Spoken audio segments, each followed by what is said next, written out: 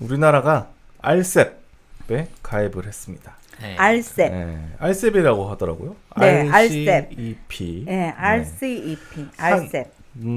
한중일을 포함한 15개국, 그러니까 아세안 10개국, 중국, 일본, 뉴질랜드, 호주, 우리나라 이렇게 15개국이 참여하는 세계 최대 규모의 자유무역협정인 영내포괄적 경제 동반자 협정 RCEP이 출범을 했습니다. 전 세계 총 생산량 그리고 인구의 약 30%를 포괄하는 초대형 FTA가 이렇게 출범을 했는데요. 인도를 뺀 상태에서 이 정도죠. 네. 예, 근데 이제 뭐 이렇게 함에 따라서 아세안 국가와의 무역 투자 활성화의 속도가 붙을 전망이 됩니다. 네. 네, 경향신문입니다. 이번 서명으로 아세안 시장에서 자동차 부품, 철강 등 한국의 주력 수출 품목뿐만 아니라 석유, 화학, 기계 등의 관세 장벽이 대폭 낮아져 수출에 도움이 될 것으로 보인다. 양자 협정은 아니지만 한일 간 처음으로 FTA를 체결하는 효과도 갖게 된다. 인도가 대중국 무역 적자 확대를 우려해 빠진 점은 아쉬운 대목이다. 네, 인도가 빠진 게 좀 아쉬운데 많은 언론들이 이제 RCEP에 들어간 것을 두고 한편으로는 미국이 주도한 TTP 뭐 이거는 우리가 가입을 안 했죠. 우리는 가입을 안 했는데 이제 바이든이 만약에 대통령이 되면 이거 가입해야 되는 거 아니냐는 말도 좀 나왔습니다. 조선일보입니다. 미중 갈등 속에 바이든 행정부가 새로 출범한다는 점에서 한국 정부의 외교적 시험대가 될 수 있다.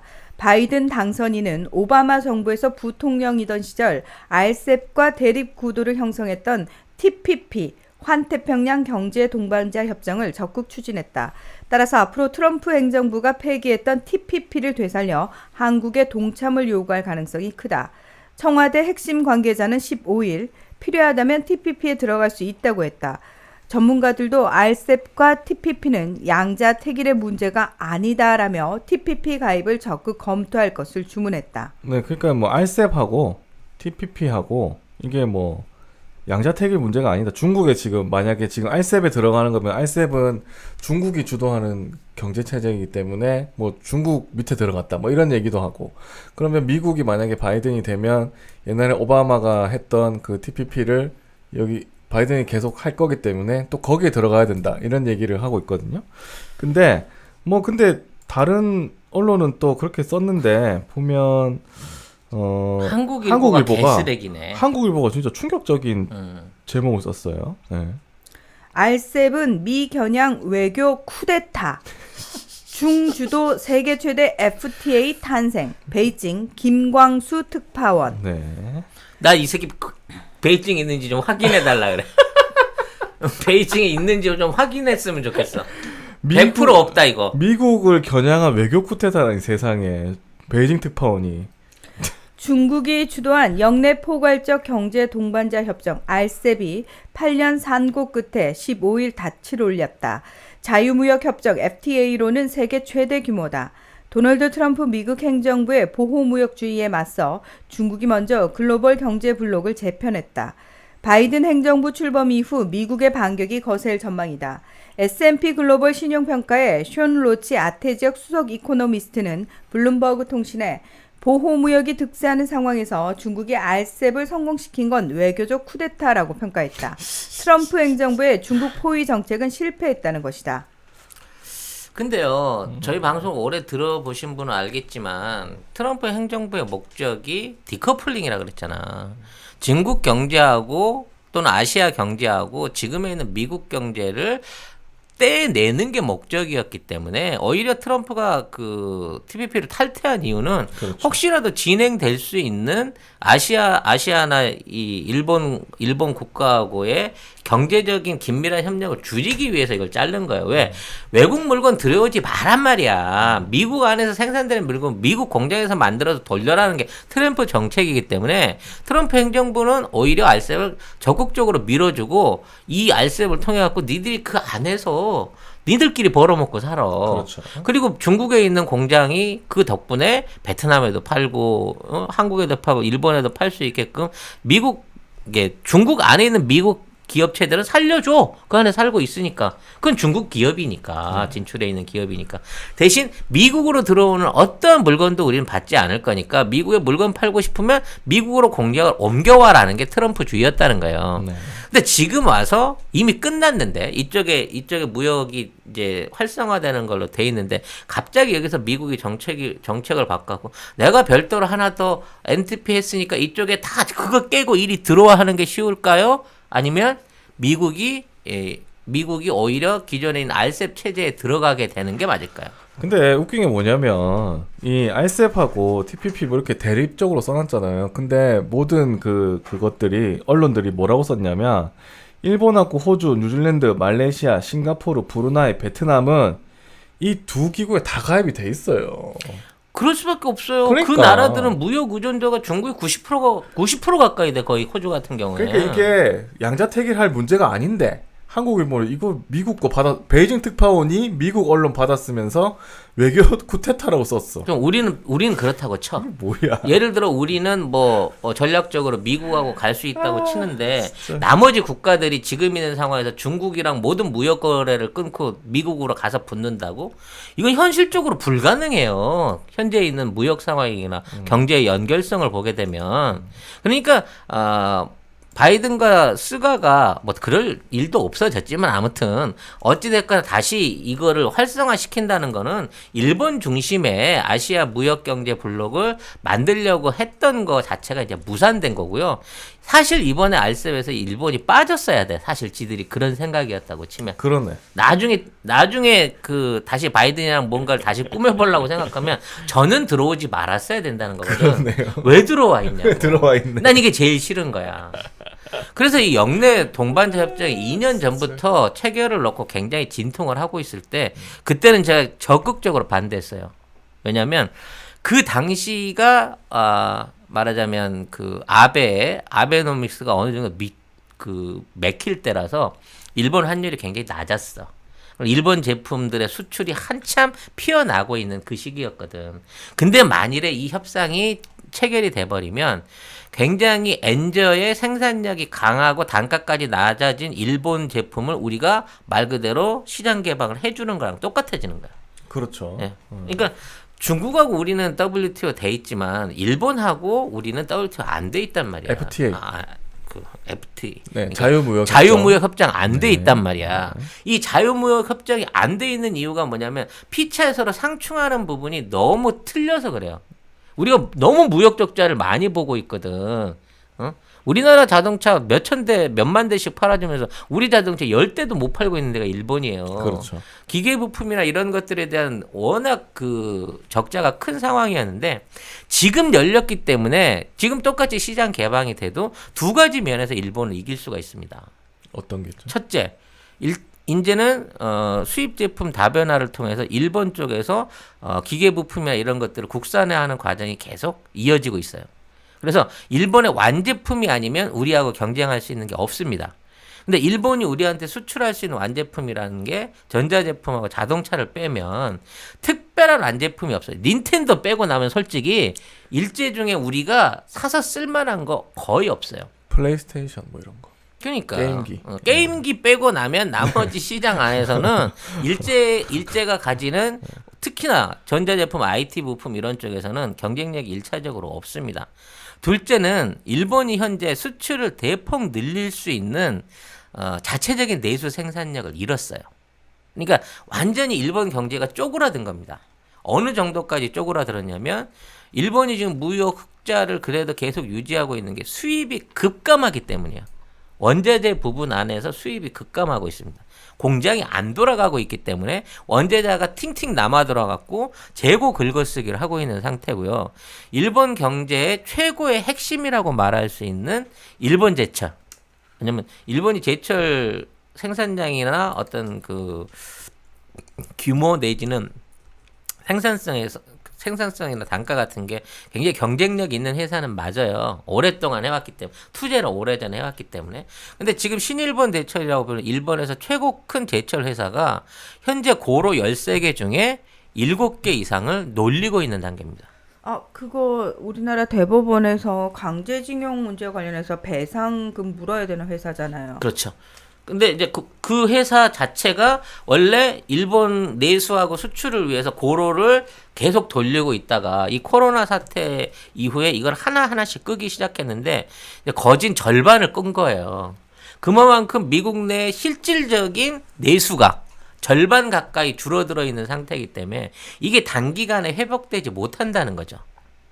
그리고 이 코로나가 해결되지 않는 이상 이 경제 회복이 어렵기 때문에 지금 우리가 아세안 국가나 뭐 어디 지금 중국이나 일본하고 수출 경쟁을 하게 된다고 하더라도 일단 단가나 브랜드에서 밀리지 않을 뿐더러 더 결정적인 거는 일본이 지금 수출을 하려고 해도 수출을 할 만한 능력이 없다는 거예요, 현재로서는. 그리고 이게 회복되는데 얼마나 시간이 더 걸릴 줄 모른다는 거죠. 그래서 정말 2년 전에 됐으면 우리 경제에 상당한 충격을 줄 수 있는 내용이었을 겁니다만 지금은 오히려 더 잘 됐다. 지금이 적기다라고 얘기할 수 있는 수준이라는 거죠. 그렇습니다. 근데 한국 일본은 베이징 특파원이 외교 쿠데타라고 이거는 썼습니다. 베이징 특파원인데 왜 이래? 근데 그러니까 너무 웃겨. 나는 미국 특파원이면 아시아가 거대한 하나의 국가인가? 미국에 충성하던 국가였나 우리가? 그러니까 왜 이런 마인드를 가지고 있는지 좀 이해가 할 수. 한국에서도 이런 기사 쓸 수 있을 것 같은데, 그죠? 아무 때나 쓰면 그렇습니다. 네.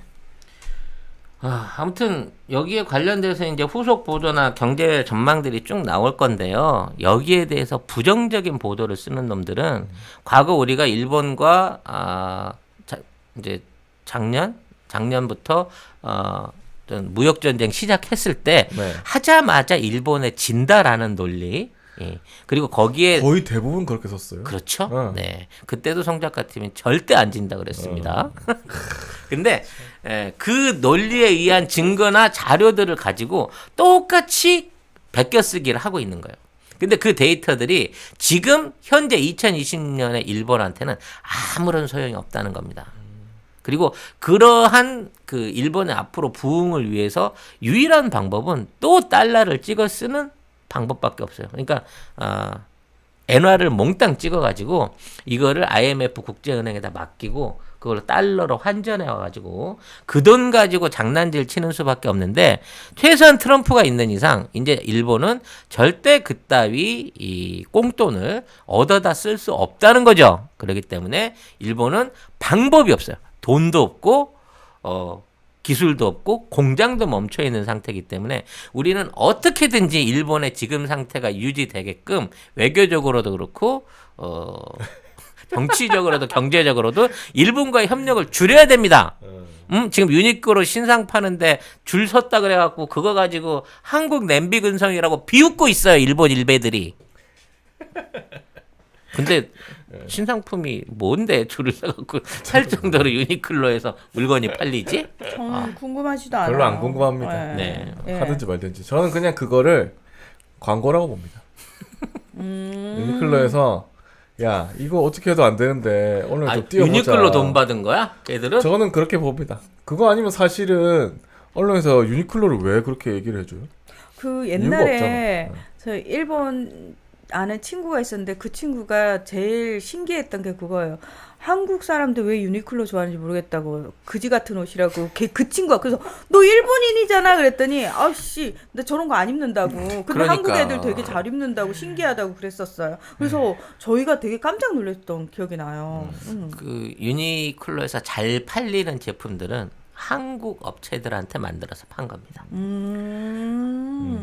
제 첫구 송작가 TV가 나온 최고의 히트 상품. 그리고 히트다 히트. 네, 예. 가장 오래된 우리 그 방송의 스폰서이시죠. 네. 올 가을에는 선물 세트로 선물할 수 있다. 오. 같은 가격인데 소장 세트로 별도로 판매를 하고 계시답니다. 네. 고향의 맛을 선물하는데 깨끗하고 청결한 섬진강. 에서 나온 음. 화개장터 제첩국 네. 많은 주문 있으시길 바라겠습니다. 제첩 알맹이가요 보리쌀보다 크면 이거 국산일 가능성이 거의 없습니다. 우리나라는 원래 작아요. 원래 네. 작아요. 치킨 소울푸드님께서 작지만 맛있는 게 국산의 특징이라고. 아 맞습니다. 정리를 너무 잘해주시네요. 그러니까요. 예. 한 봉 봉지가 2인분인데 요게 500g이에요. 요게 5,000원이에요. 10개를 한꺼번에 주문하시면 5만 원. 배송비 무료입니다. 네. 하계 장터에서 식당을 실제로 운영을 하고 계시니까 혹시 그 근처에 갈 일 있으시면 꼭 거기 들리셔가지고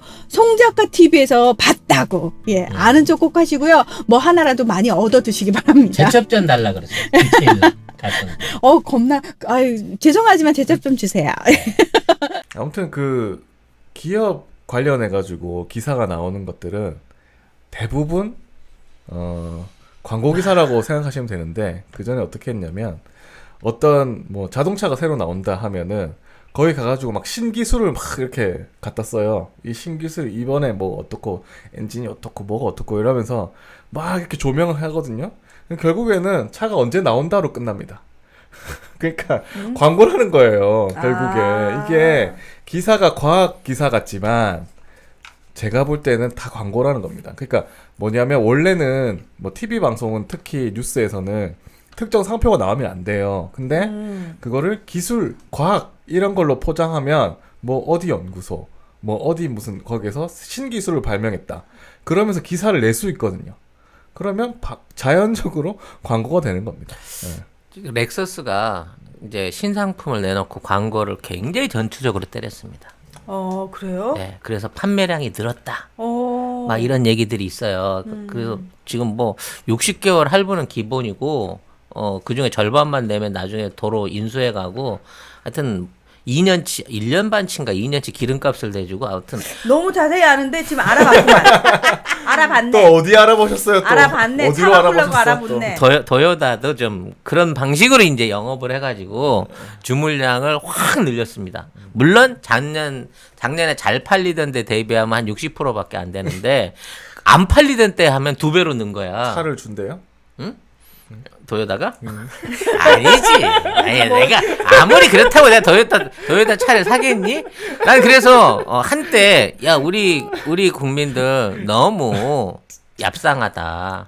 아무리 조건 좋아졌다고 렉서스를 다시 사주다니 분노할 뻔했습니다. 아, 분노할 뻔했다. 깜짝 놀랐습니다. 아, 송 작가님 스스로한테 분노할 뻔했다. 아니 그 차를 구입하시는 분들한테 분노할 뻔했습니다. 하긴 근데 뭐. 그 기사가 나고 한 달이 지났는데 차가 없습니다. 왜요? 그 신형 광고를 그렇게 내갖고 주문이 올랐다는데 출시되는 차가 없습니다. 주문 안 하는 거죠. 아니지. 아니에요? 취소한 거지. 취소? 아, 야, 나는 우리 애국자들이 처음엔 불매 운동을 하다가 이제는 구매하는 척 운동을 하고 있는 거다 이거는. 페이크다. 이거 페이크였어. 처음에 막 광고가 나가니까 선주문 나오고 막 이러니까 딜러들이 선주문해서 막 받은 거야. 그게 더 충격적인데. 딱 받았는데 진짜. 막상 인도할 때쯤 되니까 계약은 뭐 저 계약금만 걸 수 있잖아. 그렇죠. 근데 취소하면 땡이지. 그냥 나 인도 못 하겠어요 하고 이 취소 물량이 늘어나기 시작하면서부터 도요다가 그 렉서스가 그 잘 나가던 공격적인 광고를 끄는 겁니다. 또 당했다고. 헐. 뭐 그렇게 뉴스로 광고를 하는 사람도 있고 예능에서 협찬해가지고 그렇게 광고하는 분들도 있고 아무튼 예능에서 많이 타고 다니죠. 네. 요새는 대부분 볼보를 타고 다니는데 볼보 많아요. 중국제 볼보를 연예인들이 다 타고 다녀요. 뭐 근데 네, 이효리 씨부터 시작해가지고 아니 뭐 협찬인지 자기들 사는지 알 수 없지만 아무튼 어쨌든. 대부분 드라마에 쓰이는 소품이 볼보인데요. 그만큼 일본 애들이 돈을 지금 못 쓰고 있는 거예요. 네. 예. 혹시나 회복되는 줄 알고 집어넣었다가 딜러들이 쫄망하고 있는 상황을 제가 확인을 해서 정말 그 제 좁았던 소견에 반성을 드립니다. 주문만 한다고 다 인수하시지 않았다. 좁았네요. 네. 근데 여러분 확실히 뉴스나 이런 거 보실 때 특정 상표, 특정 브랜드만 딱 하는 거는 이거는 좀 광고라고 의심을 좀 해보셔야 됩니다.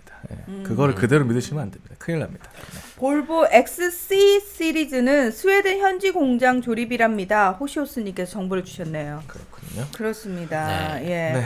자, 지금 현재 6,100명. 6,100명이 시청 중이신데 이러다 조- 7,000명 가는 거 아니야 진짜? 예, 근데 네. 좋아요가 3,100밖에 안 돼요. 근데 좋아요 숫자가 많으면 노딱의 가능성이 조금 적어진다면서요. 그래요? 예. 그래서 좀 많은 분들 좋아요 눌러주시면 감사하시겠다. 예. 그렇습니다. 네.